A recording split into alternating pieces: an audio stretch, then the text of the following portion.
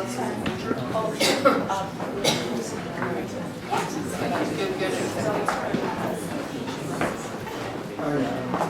I'm just waiting for Arlette and Michael and David to come down.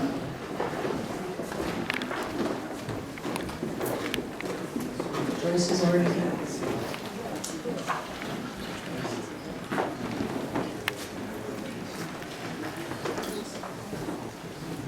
Okay, well, we'll begin and people will wander down.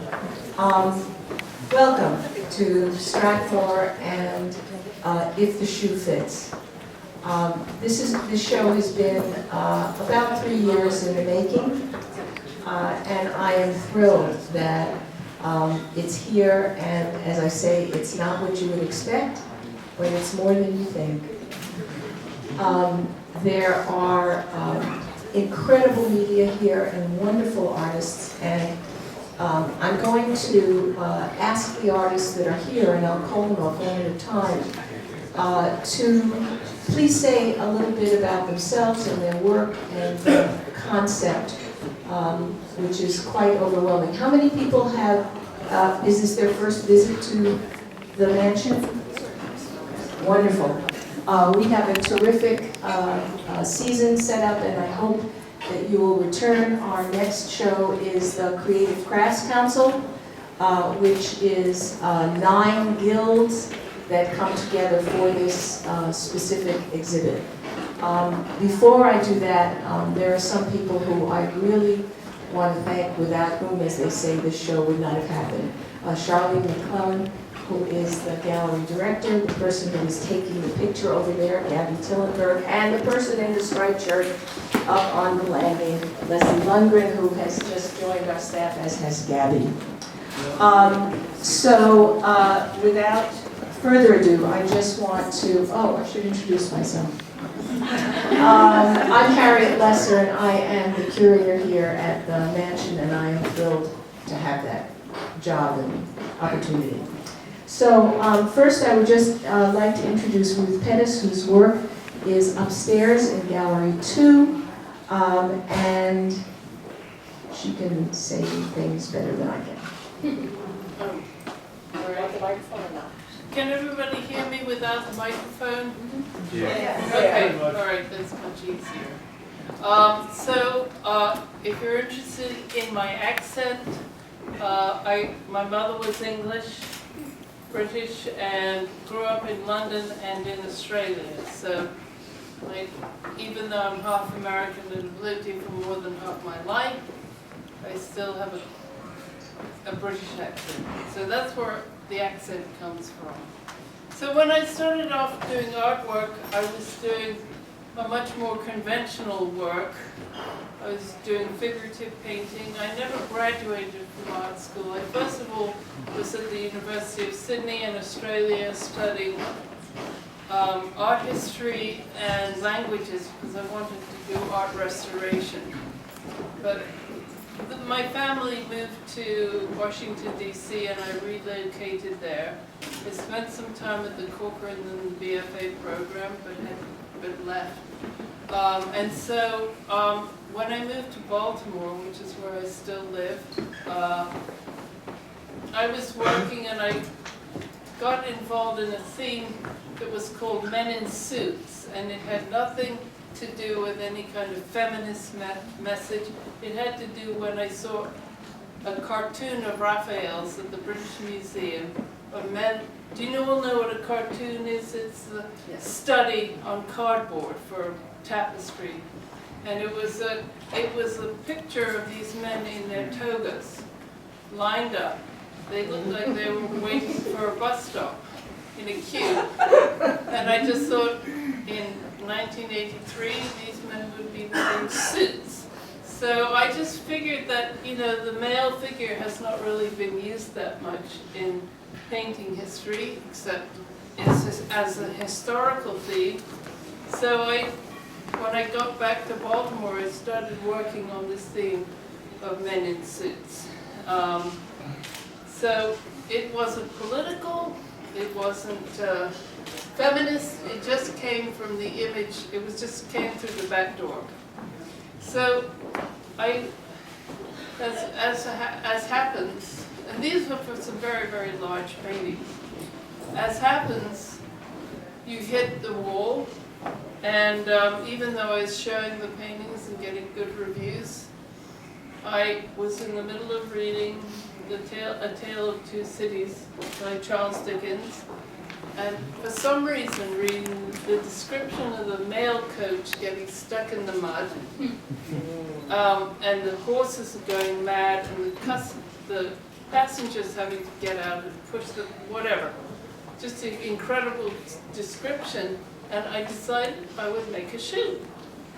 And that was the beginning. It was a shoe that looked like a bit like a Georgian shoe.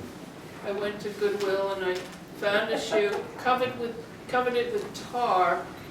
And that was one of the last time I used tar because it takes such a long time to dry. But anyway, that was the beginning of this adventure. And even though I still do two-dimensional work, I'm dedicated, most of my work has to do with shoe sculpture. And so I began collecting shoes, and that's where the art went. And some people loved it, and other people just hated it. I mean, they liked my paintings, and they'd say to my son's dad, who's a picture framer, they'd say, "Why does she do this? Oh, she's such a good painter." Sorry. Anyway, but I'm really dedicated to the shoes. I was walking a lot. I still walk a lot, and I was picking up things on the street to use for the shoes. So I started doing, the first exhibit I had was called A History in the Life of a Shoe. And this young woman in the front here, she brought her two toddlers. Little ones. Yeah, little. They thought they were in heaven. They just loved it. What? Okay. So the shoes have been shown in St. Petersburg, Russia. They've been shown in Santander, Spain, and in Castlebar, Ireland. So they do a lot of work overseas. Wherever I travel, I find shoes, and I work on them. So, thank you. There's a book upstairs in the studio. And please feel free to talk to her. She is wonderful about just talking to everybody about her work. Yeah. So. The significance of the rocks, quite a few of them. Yeah. There's no significance except that I found it. Well, we were talking about the life of the shoe Yeah. and the history of the shoe and what's in it.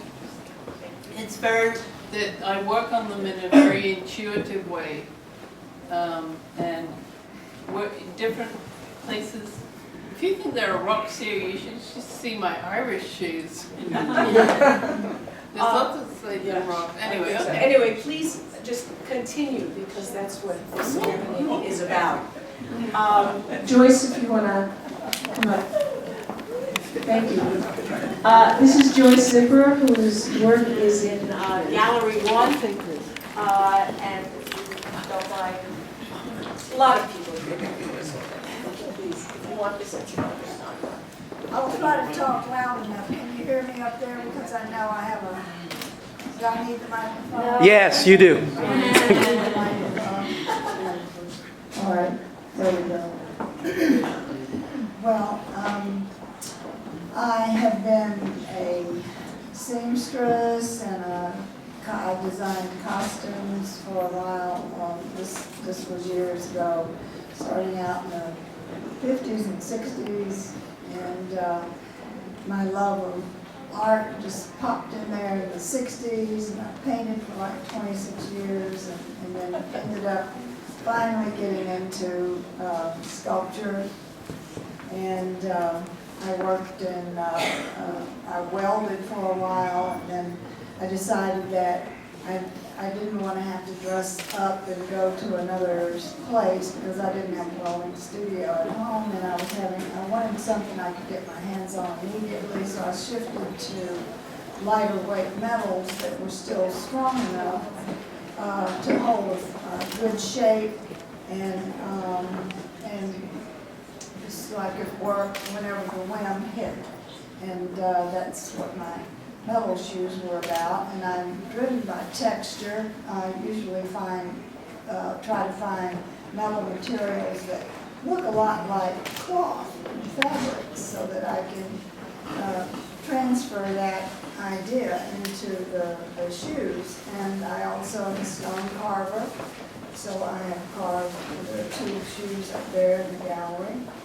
And then there is one that I think is kind of strange and odd. I just decided to go back to fabric one day, and I just made an elf shoe out of some gauze, just for the heck of it. And so it's in there, and I thought it came out real nice.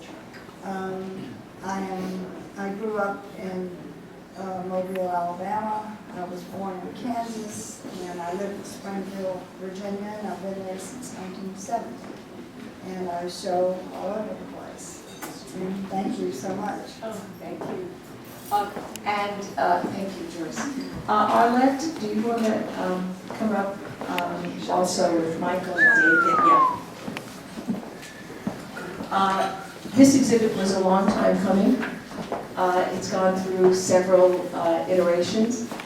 So I would like to introduce Arlette Jassel, who is integral in putting it together.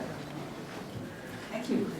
The first iteration I remember writing up 2 years ago, sending it to Harriet, and it was great because she called me and she said, I don't know what this says. It makes no sense whatsoever to me. Why don't you rewrite it so I can actually read it? She loves it. And I did. I rewrote it. And it's called Flood Redux. And if you've been up there, up in the room, you'll see work by the 3 of us. And I'll talk briefly about my work, and then David and Michael will talk about theirs. The theme behind the show is the warming of the oceans, and they're rising. The oceans are rising, regardless of what you may hear from our esteemed people in the Senate. The oceans are rising, and it's definitely due to our activity as human beings, burning fossil fuel. And the 3 of us have very different takes on what this means. My work is cut wood, and I have spray painted it, and what you see in the one large piece are 2 figures absolutely terrified by the enormous tsunami that's coming. You don't see the tsunami, but you see their reactions to it. And they represent the millions and millions of people who will be displaced around the world and are beginning to be displaced as the oceans rise. The other works that I have in the show are commentary on our activity, our blindness to what we do, and that is blind faith, and wishful thinking. And these figures are falling head first. So the message is not subtle. I've used very joyful colors because often in disaster, people laugh as opposed to cry. So that is the work that I have been doing. And these other 2 young artists approach the same subject from a very different point of view. And I'd like to introduce David Molesky. I just drove down from New York to be here. Some of the paintings in the show came from different places, from the West Coast, came in boxes and things. So anyway, I started that body of work when I was living in San Francisco. I was painting a series of paintings of waves and turbulent ocean water, and I was starting this huge piece, and the oil spill happened in the Gulf, the explosion. And so that was extremely devastating to me, and I kind of hit a wall in this giant painting I'd started. And I had a kind of a cathartic moment, and I started mixing all of these very toxic colors with my palette, and I repainted the painting with those colors, and that put me to ease in a strange way. And it started this whole body of work where, and most of the paintings up in the show are based on images that I took and then zoomed in and looked for interesting forms that I thought had a lot of character, almost like like some kind of new life form, like coming out of the foam. So the colors, there's one group of small paintings called Corexit, and that was the dispersant that was used for the spill. Here's Michael Ross. Cool. Can you guys hear me all right? Let's see. So this whole talking in front of you guys is taking me by surprise. Didn't have time to prepare anything. But first, I do want to thank Harriet Lesser for organizing this and being the curator, and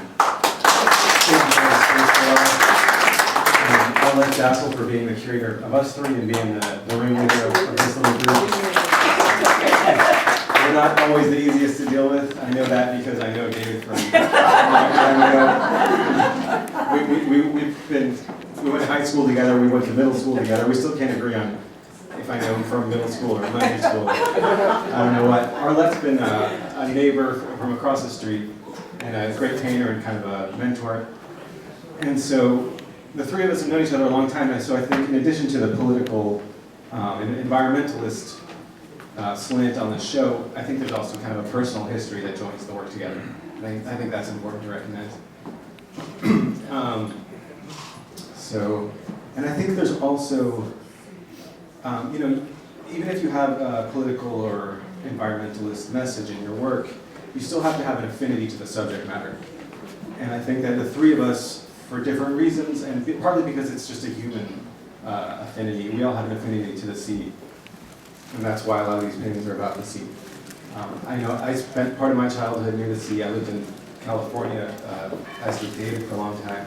And we all, Arlette's a swimmer, and we all have, there's something primal and something really primal and beautiful about being in ocean. It's a metaphor for travel, both for connection and separation historically, the great seas that have separated people. And I think there's something about that I think, at least in my work also, I try to bring in like the human figure standing at the sea, looking at the horizon. I want you to be able to, it's like looking at the edge, and there's a limit to what we can see, but we know there's something beyond what we can see. And I think that's true both geographically and perhaps in a bigger picture.